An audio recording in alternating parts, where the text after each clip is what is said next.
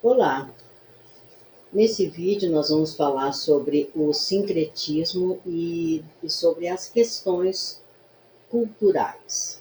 Então vamos ver. No início do século XIX, a única religião autorizada no Brasil era a católica romana e havia uma grande dificuldade em se aceitar outras manifestações religiosas que não a religião oficial.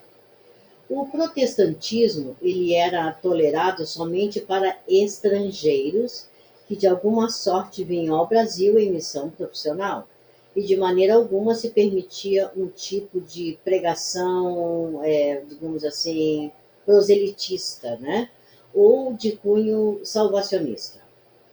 O islamismo era bastante perseguido pela igreja e pelas autoridades policiais que encontravam nessa religião a maior heresia e o grande responsável pelas revoltas dos negros pela liberdade. E isso aconteceu de 1808 a 1835. Os ritos africanos dedicados aos orixás, eles eram considerados práticas supersticiosas, perseguidas, né, pelas autoridades do século XIX e na virada do século XX, tornando assim a sua expressão clandestina e distante dos centros urbanos. Até o final do século XIX, o candomblé em si não era perseguido como o islamismo ou o protestantismo, visto que o primeiro não era considerado uma religião concorrente com o catolicismo romano, mas simplesmente práticas supersticiosas de negros primitivos, sem um sistema de crença coeso e sem estrutura e lógica intrínseca.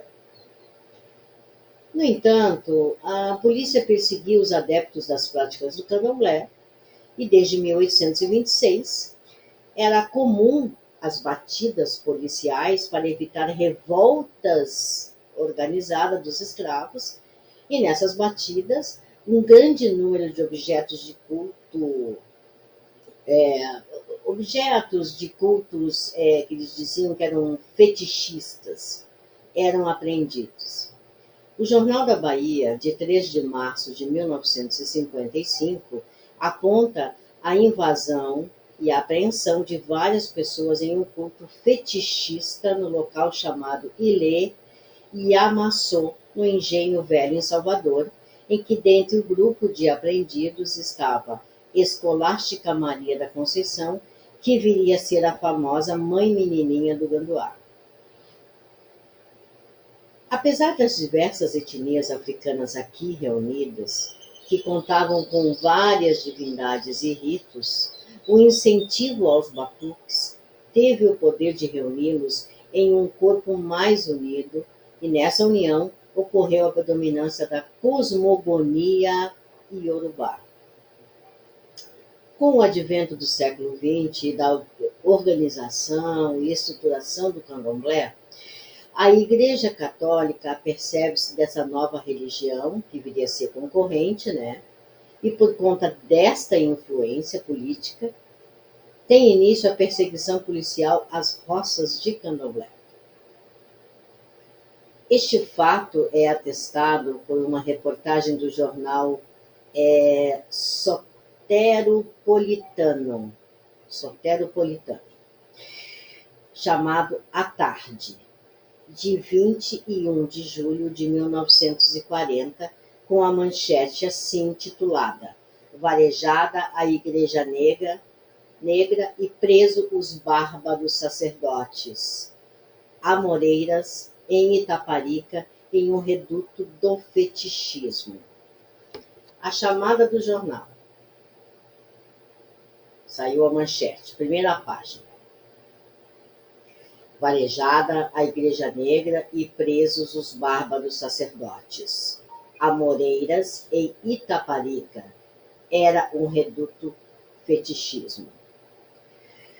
A reportagem aponta o Dr. Atílio Teixeira, delegado auxiliar, em acordo com o secretário de Segurança, como líder da empreitada.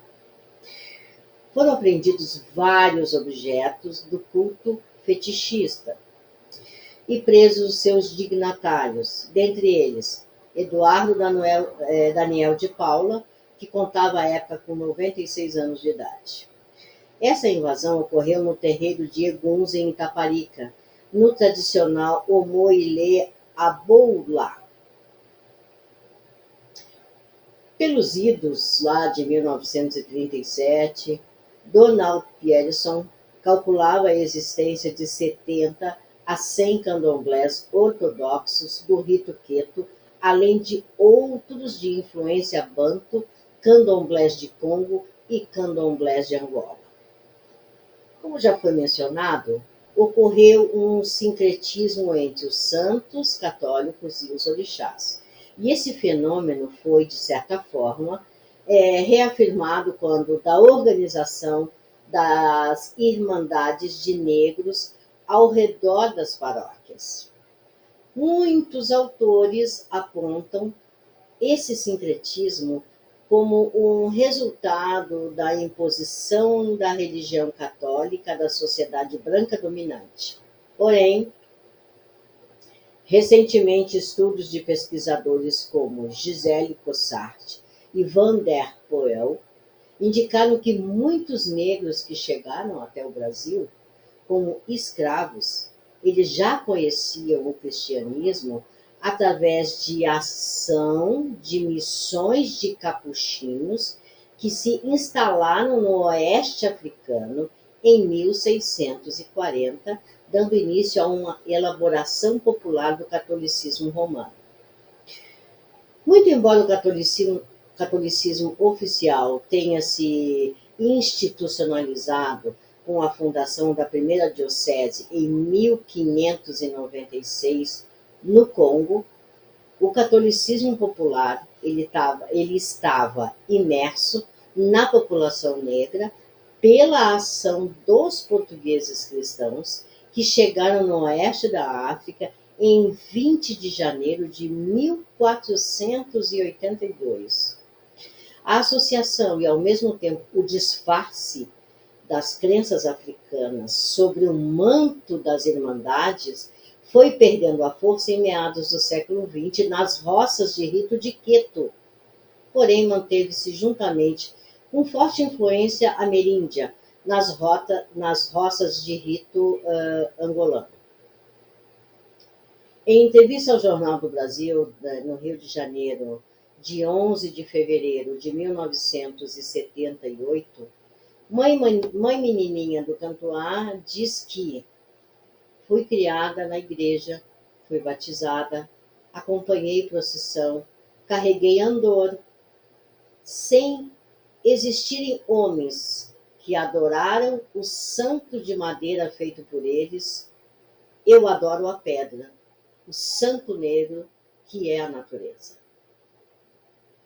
Digno de nota e muito relevante é o manifesto de Mãe Estela de Oxóssi, que declarou publicamente a separação entre as duas religiões, candomblé e catolicismo, e que fortaleceu a afirmação do candomblé como uma religião autêntica em si mesmo. Nessa segunda metade do século XX, podemos encontrar candomblés ortodoxos do rito de Queto e outros do rito de Angola. E, além destes, candomblés que receberam maior influência de prática ameríndia, que são os candomblés de caboclo, os de Xangô e os catimbós. E, por outro lado, influências católicas e kardecistas favoreceram a formação da Umbanda, mais difundida no sudeste e no sul do país. Até o próximo vídeo. Um abraço.